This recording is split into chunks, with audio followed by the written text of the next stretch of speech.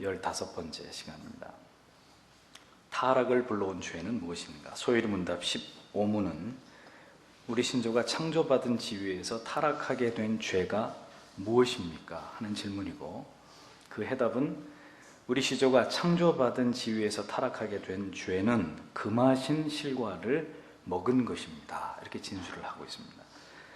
무엇이 아담과 하와를 타락하도록 만든 죄였습니까? 하나님이 따먹지 말라고 한 선악을 알게 하는 나무의 실과를 따먹은, 이것이 아담과 하와로 하여금 범죄하게 했다고 교리는 진술을 합니다. 소요리 문답은 아주 집요하리만큼 이 죄의 문제에 관해서 깊이 파고 들어가는 모습을 우리에게 보여주죠. 이 시대의 성도들이 교리를 싫어하고 기피하는 이유가 무엇인지 아십니까? 집요하기 때문이에요. 집요하기 때문에. 듣기 좋은 소리도 계속 들으면 지겨운데, 듣기 좋은 소리도 아닌 이 우리의 어떤 정말 덮고 넘어가고 싶은 이런 죄의 문제들을 집요하게 파헤친단 말입니다.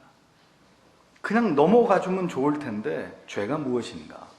그거에 대해서 이야기하고, 그 다음에 그럼 무슨 죄를 지었길래 인간이 타락한 것인가? 또 파고 들어갑니다. 집요하게 추적하고 이것을 규명하고 들추어내기 때문에 사람들은 교리 혹은 보수파, 그러면 고개를 절레절레 내들고 그냥 도망가 버리는 거예요. 돌아서 버리는 거예요. 하지만 여러분 생각해 보십시오. 오랜 기간 동안 병을 앓으면서 그 병에서 내가 기필코 나아야 되겠다 이렇게 생각하는 사람은 병에 대해서 전문가가 됩니다. 누가 시키지 않아도 자기가 앓고 있는, 혹은 아버지가 혹은 자녀가 앓고 있는 병에 대해서 연구하고 뭐 치유에 도움이 될 만한 이런 지식들을 찾고 탐색하기 때문에 나중에는 그 병에 대해서는 적어도 준 전문가 수준이 돼버려요.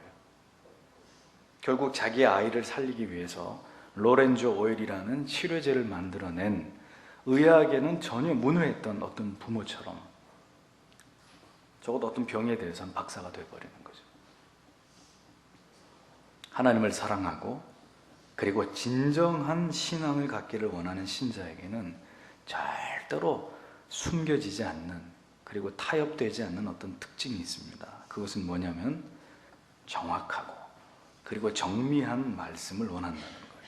어떻게 믿는 것이 바로 믿는 것인지에 대한 끊임없는 그 지식을 탐구하고 그 지식에 대한 열정을 갖는다는 것입니다. 더욱 나를 정밀하게 해부해서 들여다볼 수 있도록 나를 이끌어주는 말씀, 더 깊이 있는 말씀을 깨닫고 맛보고 싶어하는 이런 열정을 숨길 수 없다는 것입니다. 교회가 먼 것도 용서가 되고, 교회 역사가 뭐 그다지 길지 않은 것도 문제가 되지 않습니다. 성도가 몇천 명 이렇게 많이 모이지 않는 것도 크게 문제가 되지 않고, 목사가 그다지 뭐 잘생기지 않은 것도 용서가 되지만, 올바른 진리의 말씀을 듣고 깨닫지 못하게 되는 것에 대해서는 용서가 되지 않는 사람들. 오늘도 교회 갔는데 뭔가 깨달은 것도 없고 느낀 것도 없고 감동한 것도 없이, 그래서 어떻게 살겠노라고 결단한 것도 없이 허탈하게 집으로 돌아가는 이런 것에 대해서는 용납이 안 되는 사람들, 그 사람들이 진정한 신자들이에요. 그렇게 믿어야 무엇인가를 깨닫고 이해하고 느끼고 경험하면서 결국 확신과 찬란한 어떤 소망 속에 우리가 천국에 입성하게 되는 거란 말이죠. 하나님께서는 모든 만물을 창조하시고 매우 흡족해 하셨습니다. 그런데 하나님께서는 마지막으로 하나님의 형상을 따라서 인간을 창조하시면서 반드시 하나님과 인간 사이에 지켜야 될 약속을 말씀하셨습니다. 그것이 창세기 2장 16절 17절의 말씀입니다.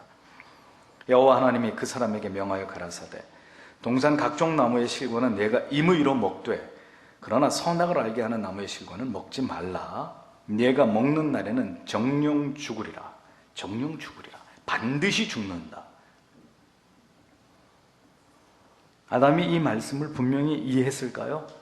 이해했을까요? 그렇습니다. 그는 충분히 하나님의 말씀을 이해했습니다. 불행하게도 이 말씀을 하와와 함께 그 자리에서 들었더라면 좋았을 텐데 하와는 아담에게 하나님이 그 언약을 체결하실 때 생기지도 않았습니다. 하와는 아마 아담을 통해서 하나님이 약속하신 그 준엄한 약속을 전해 들었을 것입니다. 언약의 직접적인 당사자가 아니었다는 얘기죠. 성령께서 우리를 거듭나게 하실 때 우리의 영혼은 이제 하나님의 존재에 눈을 뜨게 됩니다. 하나님의 존재에 눈이 떠지면 귀가 열립니다. 그래서 하나님의 말씀이 조금씩 이해되기 시작합니다. 처음에는 100% 이해되지 않지만 자꾸 들으면서 깨닫게 되고 이해하게 되고 그리고 믿음이 생기기 시작합니다. 은혜를 보존하고 말씀을 따라서 영적인 삶을 살아가기 위해서 노력할 때 점점 우리의 영혼은 하나님과 가까워지면서 우리의 삶의 현장에서 크고 작은 놀라운 변화들을 체험하게 됩니다. 그 가운데 가장 놀라운 것이 뭐냐면 하나님의 말씀이 귀에 들리기 시작한다는 거예요. 설교를 들을 때 마음이 뜨거워지기도 하고 깊이 찔림을 받기도 하고 혹은 한없는 하늘의 위로를 경험하기도 하고 용기를 얻기도 하고 어떤 큰 기쁨이나 감격을 경험하기도 하고 그래 이렇게 살아야지 나는 오늘 결심했어 두 주먹을 불끈 쥐면서 어떤 큰 깨달음을 얻어서 마음에 너무나도 귀한 평강을 맛보기도 하고 이런 일들이 일어나는 것이죠. 그런 일들이 지속될 때 우리는 능히 이제 세상을 이길 수 있는 그런 힘을 얻게 되고 이제는 패배를 숙명처럼 여기던 삶에서 벗어나서 승리하는 삶을 살아가게 되는 것입니다. 말씀이 그렇게 우리를 지배하고 우리의 마음을 주장할 때 그런 신앙의 삶이 시작되는 거예요. 우리가 말씀에 붙잡혀 순종하고 하나님을 의지할 때 그렇게 된다는 말입니다. 아담은 분명하게 하나님의 말씀을 들었습니다. 무엇을 해야 할지 그리고 무엇을 하지 말아야 될지 그는 분명하게 알고 있었습니다. 설사 하와가 그렇게 맥없이 사탄의 유혹에 넘어졌다 하더라도 그는 하나님께서 그에게 직접 하신 말씀을 상기하면서 그 죄를 뿌리쳤어야 했습니다. 하와를 나무라면서 당신이 어찌하여 하나님이 우리에게 언약하신 것을 어겼소? 하고 야단치고 그 따서 한 입 베어 물은 선악과 나무를 내동댕이 쳐버리고 하나님 앞에 꿇어 엎드려 회개를 하든지 그렇게 했어야 옳죠. 우리는 오늘도 아담과 하와에 의해 저질러진 죄들을 그대로 답습하고 반복하면서 살아가고 있습니다. 분명히 이 실과를 먹는 날에는 하나님이 죽게 된다고 말씀하신 하나님의 뜻을 우리는 번번이 어기면서 살아갑니다. 마치 하나님의 말씀을 우습게 여기듯이 아주 간단하게 넘지 말아야 될 선을 쉽게 넘나들고 있습니다. 왜 번번이 넘어지는 걸까요? 하와에게 접근한 뱀의 유혹 속에서 그 치명적인 사탄의 전략을 우리는 발견하게 되죠. 간교한 뱀이 하와에게 다가와서 질문을 했습니다. 직접적으로 하나님의 언약의 말씀을 듣지 않은 하와에게, 아담에게 가지 않았어요. 하와에게 왔어요. 뱀이 접근을 했습니다. 그리고 이렇게 얘기합니다. 하나님이 참으로 너희에게 동산 모든 나무의 열매를 먹지 말라고 하시더냐? 뱀의 질문은 하나님의 어떤 순전하심, 하나님의 선하심에 대해서 그리고 매우 분명하고 또렷하게 아담에게 하신 하나님의 그 지엄하신 언약의 말씀에 대해서 하와의 마음속에 그 순간 의심의 씨앗을 확 뿌리고 지나가는 거예요. 정말 그러냐? 정말이야? 하나님께서 제안하신 것이 아무튼 부당하고 불공평하거나 압제적이라고 암시하면서 과연 그러셨을까? 하고 질문을 하와에게 던진 것입니다. 20세기에 들어서 인간으로 하여금 더욱 하나님을 떠나서 배교의 길을 향해 치닫도록 활짝 그 문을 열어젖힌 악명 높은 두 명의 철학자가 있습니다. 그 중에 한 사람이 바로 무신론적인 실존주의자인 장폴 샤르트르입니다. 그는 인간에 대한 허무주의적인 관점을 개진을 했는데 샤르트르는 인간이란 일종의 헛된 열정이다 이렇게 인간에 대해서 정의를 했습니다. 인간은 헛된 열정이다. 실존적 범주에서 인간의 독특함은 인간의 주관성에 있고 그 주관성의 핵심적 요소는 바로 인간의 의지와 자유라고 샤르트르는 그렇게 주장을 했습니다. 그래서 샤르트르는 인간은 자율적일 때야 비로소 도덕적으로 완전히 자유로울 수 있다고 이야기를 했습니다. 인간이 자유로워야 도덕적으로 진정한 자유로운 상태이다, 이렇게 본 거예요. 자기 자신 이외에 다른 어떤 것에 대해서도 책임이 없는 자유를 강조하면서 사람이 도덕적으로 자율적이지 않다면 그는 실제로는 자유롭지 않다는 이런 궤변 같은 이야기를 했습니다. 인간은 온갖 종류의 국가적, 종교적, 그리고 사회적 권위들이 부과한 어떤 규칙과 규정에 의해서 많은 것들을 제한받기 때문에 우리의 자유를 잃어버리게 되었다고 그는 그렇게 자신의 논리를 주장합니다.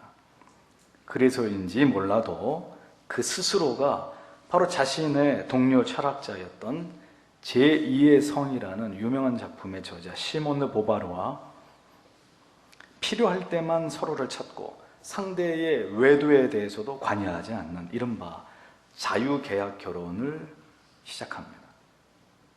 전에도 없었던 자유계약 결혼. 인간은 누구로부터 구속받을 필요가 없다는 것을 그 자유계약 결혼을 통해서 증명합니다.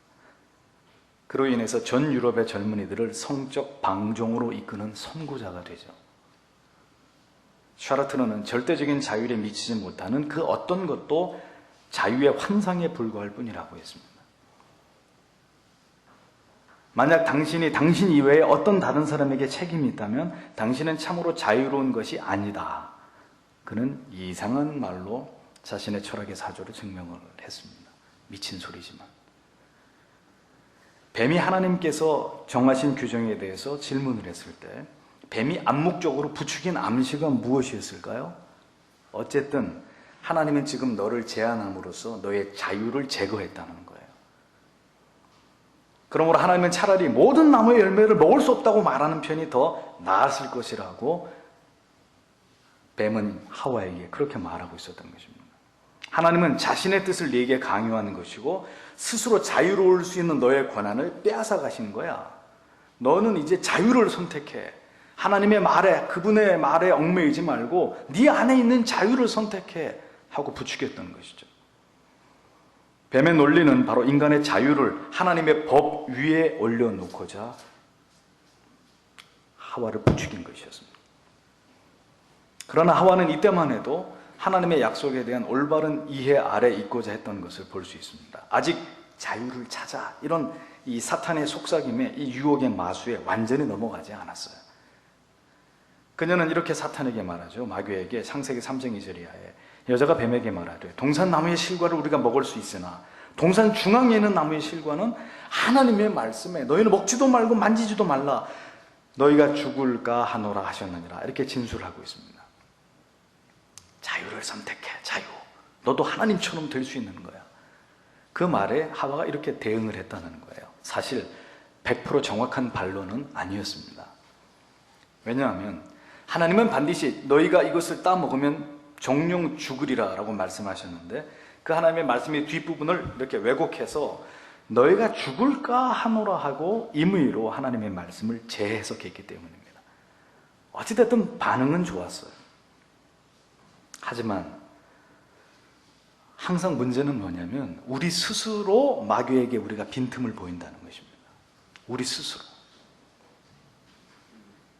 그냥 하나님이 정령 죽으리라 말씀하셔서 이렇게 해서 빈틈을 보이지 말았어야 되는데 하와 스스로 빈틈을 보입니다. 죽을까 하노라 하셨느니라. 마귀는 그 순간을 절대로 놓치지 않습니다. 죽을까 하노라라는 말의 의미가 무엇입니까? 죽지 않을 수도 있다는 가능성을 열어둔 것이죠. 이 말을 입 밖으로 끄집어내자마자 뱀이 하는 말을 들어보세요. 뱀이 여자에게 이르되 너희가 결코 죽지 아니하리라. 그 말을 받아서 맞아, 절대로 죽지 않아. 너희가 그것을 먹는 날에는 너희 눈이 밝아져서 하나님과 같이 돼서 선악을 알 줄을 하나님이 알고 있기 때문에 그걸 먹지 말라고 하는 거야. 자유를 선택해라. 뱀이 즉각 반론을 제기하죠. 에덴 동산에서 하와가 받은 뱀의 유혹은 하나님과 같이 되어서 자유를 획득하라는 것이었습니다. 간단하게 말하면 이것은 순종의 문제였는데 당신은 하나님께 순종할 것이냐 아니면 당신 보기에, 당신이 판단하기에, 당신이 생각하기에, 당신이 분석한 결과, 당신이 생각하기에 가장 현명하고 합리적이고 그리고 지혜롭고 이익이 생길 것 같은 그것을 선택할 것이냐, 이 문제였다는 거예요. 그냥 하나님의 말씀을 무조건 선택할 것이냐, 내가 생각하기에 더 나은 어떤 것을 선택할 것이냐, 이 문제였다는 겁니다. 하나님께서 여러분들에게 하기 원하시는 것이 아니라 여러분이 하기 원하는 것을 하는 것, 그것이 바로 아담과 하와가 하나님에 대해서 저지른 죄였다는 거예요. 죄는 언제 저질러집니까? 하나님의 말씀에서 이탈할 때, 하나님의 말씀을 자신의 형편에 맞추어서 자의적으로 해석할 때, 말씀은 너무도 명백하지만 자기의 상황에 따라서 합리적으로 해석하고 이 하나님의 진리의 말씀을 이렇게 변개시킬 때입니다. 바로 그 순간 여러분들은 하나님의 창조받은 지위에서 추락하게 되는 거예요. 하와의 결정적인 실수는 하나님의 말씀을 재해석했다는 것입니다. 액면 그대로 믿고 새겨서 그렇게 결단하고 행동한 것이 아니라 이미 그의 말에서부터 하나님이 우리에게 주신 언약과는 뭔가가 변개된, 달라진 말을 그녀가 했다는 거예요. 21세기 지금의 교회와 성도는 심각한 위협을 받고 있습니다. 그것은 기록된 하나님의 말씀으로서의 권위, 신조, 교리의 어떤 그 절대성이 점점 사람들에게 무시당하고 있다는 거예요. 우리는 지금 심각한 진리에 대항하는 인간의 자율이 극대화되어 있는 후기 근대주의와 그리고 그 지원을 받아서 강력하게 확대되고 있는 인간 스스로가 신이 되고자 하는 인간의 자유를 가장 극대화시킨 뉴에이지 사상과 어떤 무브먼트에 지금 우리의 진리는 강력한 도전을 받고 있습니다. 사탄은 이 시대의 정신을 빌어서 우리에게 도발을 합니다. 뭐라고요? 야, 이게 진정한 하나님의 말씀이야? 이것이 어떻게 하나님의 말씀이야? 꼭 그렇게 살라는 법이 어딨어? 꼭 그렇게만 믿어야 천국에 간다고 누가 그렇게 말해? 꼭 그렇게만 믿어야 된다고 성경에 어디에 그렇게 말씀하고 있냐? 꼭 그렇게 예배를 드려야 하고 꼭 그렇게 주의를 지켜야 되고, 그럼 우리의 삶은, 우리의 행복은, 이 땅에서의 내가 누릴 즐거움과 쾌락은 그거 다 양보하고 꼭 그 말씀대로 믿어야 될, 살아야 될 이유가 도대체 어디 있느냐? 이거 왜 이래? 인생이 그러면 너무 재미없어져. 숨이 막혀. 이제 그만 나를 놓아줘. 예수 믿는 거 이제 그만. 이것이 바로 이 시대에 하와를 유혹했던 그 사탄이 똑같이 여러분들을 유혹하는 말들입니다. 예수를 믿지 말라고 얘기하지 않아요. 그건 머리가 나쁜 사탄이에요. IQ가 2자리인 사탄이에요. 머리가 좋은 사탄은 그렇게 말하지 않고 꼭 그렇게 믿을 필요가 뭐예요? 다른 교회를 좀 보고 다른 성도들을 좀 봐. 너처럼 바보같이 믿는 사람이 어디 있냐? 여러분, 진리를 비꼬는 이 사탄의 비아냥거리는 모습이 보이지 않습니까? 여러분 속에 오늘 그 존재가 있다면 얼마나 끔찍합니까? 그 존재가 끊임없이 여러분 속에 기생하면서 그렇게 하지, 그렇게 살지 마, 피곤해, 그렇게 믿지 마, 그 교회 다니지 마, 그 목사 말 믿지 마, 그 목사만 목사야? 다른 목사들도 목사야. 하나님의 말씀을 쥐고 흔들고 있습니다. 절대적인 가치를 상대적인 가치로 뒤집어 놓는 일을 지금도 마귀는 계속하고 있는 거예요. 흔들고 또 흔들고, 인간의 이성과 과학을 도구로 흔들더니 이제는 인간의 직관과 느낌과 감정에 따라서 다시 이 진리를 흔들고 하나님의 지엄하신 원리를 흔들어대고 있습니다. 마음대로 살라고, 마음대로 믿으라고, 좀 쉽게 가자고. 결코 지옥에 가는 일 따위는 일어나지 않을 테니까 안심하라고 얘기하면, 안심해, 절대 지옥 안 가. 그냥 이대로가 좋은, 이 정도만 믿고 이렇게 적당히 즐기면서 살면 세상에서도 즐거움도 맛보고 천국도 가고 일거양득이야. 이렇게 가면 되는 거. 안심해. 하나님은 절대로 널 버리지 않을 거야. 아무 걱정하지 말라고. 오늘도 속고 또 속이고. 여러분, 예수께서 광야에서 사탄에게 시험을 받으실 때 어떻게 이기셨습니까? 사탄아 물러가라. 그러고 이겼습니까? 아니에요. 성경을 잘 보세요. 기록되었으되. 세 번의 사탄의 유혹을 물리치면서 언제나 그분이 답변하신 첫 번째 마디는 기록되었으되. 그분은 하나님의 말씀에 1.1획도 틀림없으신 그 하나님의 말씀에 전적으로 의존하여서 사탄을 물리쳤습니다.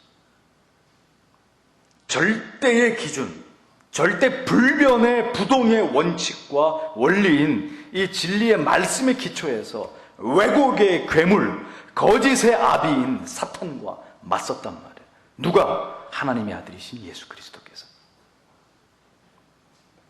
불행하게도 아담과 하와는 하나님의 입에서 나오신 모든 말씀을 지킨 것이 아니라 그 중에 몇 가지의 말씀만에 만족했습니다. 그리고 그 결과가 타락으로 이어졌단 말이에요. 이 시대 교회와 성도의 가장 심각한 문제는 하나님의 말씀을 오늘도 취사 선택하고 있다는 점이에요. 사탄은 엄청난 가공할 무기로 교회와 성도를 위협하고 있는데 우리는 겨우 연필 깎는 칼 한 자로 들고 나가가지고 마귀하고 붙어보겠다고 이러고 있는 형국이에요. 너무너무 위험한 일이죠. 순종할 부분만 순종하고 순종하고 싶지 않은 것은 밀쳐내고 깨끗하게 거절해버리고 진리가 성도 안에서, 성도의 가정 안에서, 교회 안에서 하나님의 진리가 장엄하게 죽어가고 있는 거예요. 진리를 전하는 권위에 도전하더니 이제는 진리 자체의 권위에 도전하고 있습니다. 제가 여러분들에게 자주 드리는 말씀이 있습니다. 자기 방식대로 믿는 것은 차라리 믿지 않는 것보다 더 악한 것이다. 내 마음대로 믿을 것 같으면 차라리 예수 안 믿는 것보다 더 악한 거예요. 진리를 가지고 마귀는 장난을 칩니다. 진리를 전혀 지키지 말라는 것이 아니라 상황에 따라서, 처지에 따라서, 시대에 따라서 조금씩 바꾸어 보자는 거예요. 자유를 가지자는 거예요. 좀 여유를 가지자는 거예요. 융통성을 좀 발휘하자는 거예요. 숨이 막히니까 좀 쉽게 가자는 거예요. 꼭 그렇게 하라고 하신 것이 아니니까 꼭 그렇게까지 할 필요는 없다고 말하는 거예요. 그래서 유명한 목회자와 신학자들조차도 변질이 됩니다. 지옥은 없다. 신복음주의 전혀 문제될 것이 없다. 카톨릭 문제될 거 전혀 없다. 종교다원주의 그건 비성경적인 것이 아니다. 하나님은 동성연애자들도 지극히 사랑하신다. 그들도 천국에 갈 수 있다. 이런 얘기들을 하는 것입니다. 우리는 다시금 사탄의 치명적인 유혹 앞에 노출되어 있습니다. 곳곳에 선악을 알게 하는 나무들이 세워져 있는 것들을 봅니다. 마귀는 다시 동일한 방법으로 하와를, 아담을 미혹했듯이 오늘 여러분들을, 우리의 자녀들을 미혹하고 있습니다. 오늘도 많은 사람들이 손을 뻗어서 자유를 쟁취하라는 이 뱀의 속삭임에 법을 넘고 규정을 넘어서 하나님의 원칙을 무시하고 손을 뻗어서 오늘도 선악과 나무를 손에 넣고 있습니다. 성도 여러분, 무엇 때문에 아담과 하와가 그 영광스러운 지위에서 추락하게 되었는지를 다시금 깊이 이 말씀을 통해 묵상해 보세요. 금하신 실과 먹으면 죽는다. 분명히 말씀하신 금하신 실과 오늘도 명백히 성경에 금하고 있는 그것을 취한 결과가 바로 타락이었습니다. 죄였습니다. 죽음이었습니다. 영원한 죽음이었습니다. 용서받을 길이 없는 완전한 사망, 썩어서 썩은 냄새가 나고 썩은 물이 흘러가고 있는 희체가 되어버린 그 신세가 되어버린 거예요. 한순간에 그것을 따먹었다는 그 이유 하나만으로. 여러분들이 우습게 여길 수 있는 진리는 성경 66권 어디에도 없습니다. 여러분 마음대로 재해석하고 합리화할 수 있는 말씀은 성경 어디에도 없어. 그렇게 믿어서 천국에 이른 자는 단 한 사람도 없습니다. 무슨 죄로 인해 아담과 하와가 죽게 되었는지를 사랑하는 성도 여러분 기억하십시오. 이 말씀을 무시한다면 우리도 반드시 죽게 될 것입니다. 우리의 육체도, 우리의 영혼도. 한 번 받은 구원은 영원하죠. 그러면 그 영원한 구원을 여러분들의 죽음 앞에서 증명해 보이십시오. 하나님 앞에서, 그리고 여러분들의 임종을 둘러서서 지켜보고 있는 증인들 앞에서. 칼빈이 그랬고, 조나단 에드워즈가 그랬고, 로이드 존스 목사가 그랬듯이, 아, 이 사람은 지금 죽어서 천국으로 가고 있구나 라는 것을 그 자리에 있는 모든 사람들이 소름이 돋도록 느끼도록 여러분들의 한 번 받은 구원을 그렇게 증명하세요. 마지막에 다 알 수 있지 않겠습니까? 아니면 죽을 수도 있는 거예요. 여러분들이 이렇게 믿다가 믿음의 자리를 훌쩍 떠나버리고 다시는 돌아오지 않는다면 여러분들은 교회 안에 있었던 불책자가 되는 것이죠. 사랑하는 성도 여러분, 언제나 강조드리지만 죄에 대해서 전문가들이 되십시오. 부디 죄 죽임의 교리들을 탐독하세요. 존 오웬을 읽으시고 조나단 에드워즈를, 로이드 존스를 읽어내십시오. 여러분들이 죄에 대해서 진정으로 자유해지시고 여러분들의 구원이 분명해지는 길은 죄에 대해서 정확하고 그리고 깊이 있게 깨닫고 이해하게 되는 순간이라는 것을 절대로 잊지 마세요. 엉터리로 믿으면 안 돼요. 공부도 열심히 정도하라고 줄을 그어가면서 요약을 하면서 공부를 하는 학생이 있고 쓱 이렇게 훑어보고 하는 학생이 있겠죠. 어떤 학생이 공부를 잘하겠습니까? 다르지 않습니다. 진리에 깊이 천착하고 바른 권위, 바른 말씀, 바른 신자의 삶의 도를 따라서 성실하게 믿는 사람은 그만큼 그 구원의 보증이 확고해지는 것이고 전혀 그것에서 벗어나서 자기만의 신앙을 가지고 자기의 방식으로 하나님을 믿는 사람은 마지막 때 어처구니 없는 결과를 보게 될 수도 있습니다.